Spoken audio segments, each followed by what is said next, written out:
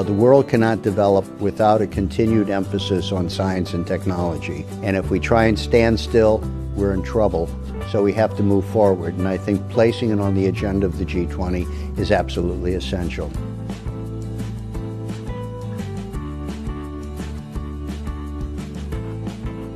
And I think China is correct to bring innovation as a discussion item into the G20.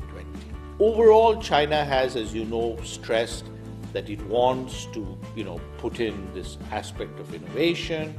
It wants to ensure that it is, invigorating or raising the bar on actions, including on structural reforms.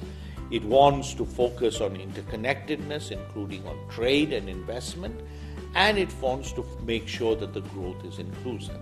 So I think that's a nice thematic way to link all the agenda items. But then from here, what China will have to do with the G20 is to say what then are the concrete deliverables.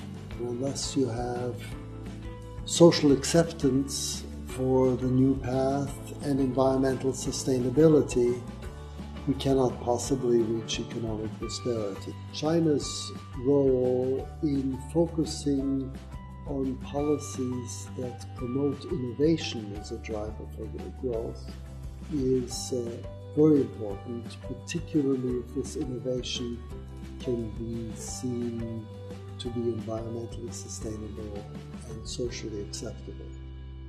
How to achieve such innovation will be a big challenge for the Chinese presidency. So my expectations for China are high because of this broad agenda of complementary issues that China has brought into the G20 agenda. And it comes at a critical time in history.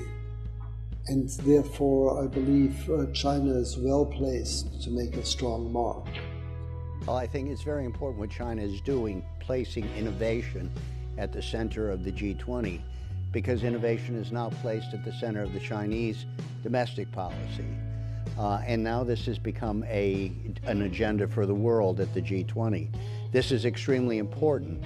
The problem is that we still have a major financial crisis and a lot of threats on the horizon that can destabilize that type of a development. But the directionality of where it's going is absolutely essential.